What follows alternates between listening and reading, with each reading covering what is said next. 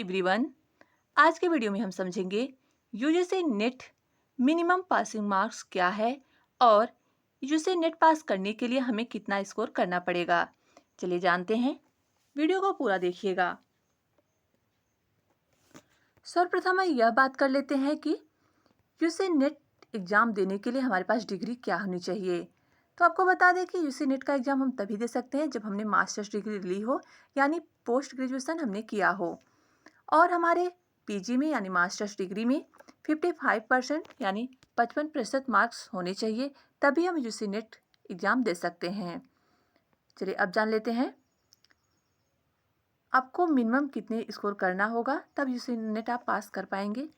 तो हम आपको बता दें कि यूजीसी नेट में 2 पेपर होते हैं, फर्स्ट और सेकंड। फर्स्ट जिसमें 100 मार्क्स होते हैं और सेकंड में 200, और दोनों में जनरल कैटेगरी में क्वालिफाइंग जो मार्क है वो 40% और पेपर 2 में भी 40% है, और ओबीसी SC ST के लिए ये जो पासिंग क्राइटेरिया रखा है वो 35% मार्क्स का रखा है।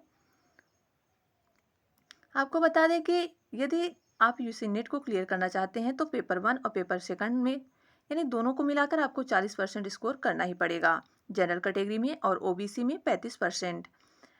यूजीसी नेट क्वालिफाई करने की 2 कंडीशन होते हैं। पहली तो ये कि आपको मिनिमम 40% स्कोर करना होगा और टॉप 6% में आना होगा। यदि आप इतने स्कोर नहीं कर पाते हैं तो आप यूजीसी नेट की लिस्ट में नहीं आएंगे। लेकिन यदि आपको ऐसा लगता हो कि यूजीसी नेट में हम 40% मार्क लाकर यूजीसी नेट यानी नेट क्वालिफाई कर जाएंगे, तो ये नहीं है। इसके लिए 2 कंडीशन होती है।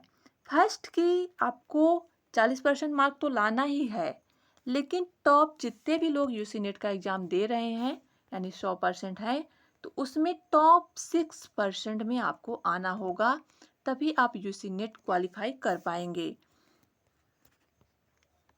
यदि हाँ बात करें कि 6% में आने के लिए कितना स्कोर करना होगा, तो हम आपको बता दें कि जो टफ सब्जेक्ट होते हैं जैसे कि मैनेजमेंट, कॉमर्स, इकोनॉमिक्स, एजुकेशन, ऐसे सब्जेक्ट में आपको 60% मार्क्स लाने होंगे।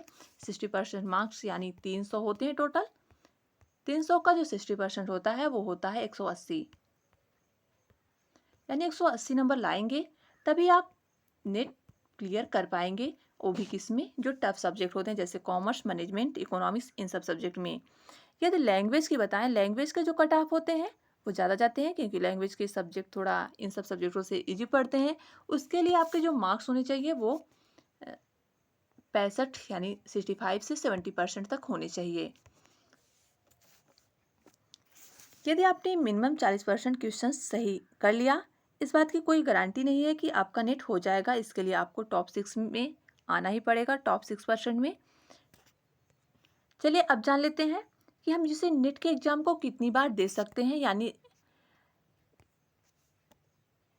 जिसे नेट के एज लिमिटेशन क्या है। आपको बता दें, यदि आपने यूजीसी नेट JRF के लिए अप्लाई किया है तो उसके लिए आपकी जो एज होती है, उसकी बाउंडेशन होती है वो 28 ईयर्स, यानी यदि आपने 28 साल अभी कंप्लीट नहीं किया है तभी आप JRF के लिए अप्लाई कर सकते हो।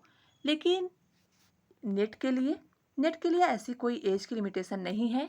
यानी यदि आप लेक्चरशिप यानी असिस्टेंट प्रोफेसर के लिए अप्लाई कर रहे हो तो वहाँ पे आपको कोई भी एज लिमिटेशन नहीं है, यानी आप चाहे जितनी बार यूजीसी नेट का एग्ज़ाम दे सकते हैं। लेकिन JRF के लिए, जूनियर रिसर्च फेलोशिप के लिए आपकी एज की बाउंडेशन है बस 28 साल तक ही, यानी 28 ईयर्स तक ही आप JRF के लिए फॉर्म अप्लाई कर सकते हो। आपको हमारे द्वारा दी गई जानकारी कैसी लगी हमें कमेंट सेक्शन में ज़रूर बताएं। यदि अभी भी आपको यूजीसी नेट से रिलेटेड कोई भी डाउट है तो कमेंट सेक्शन में लिखकर ज़रूर बताएं। चलिए मिलते हैं नेक्स्ट वीडियो में, तब तक के लिए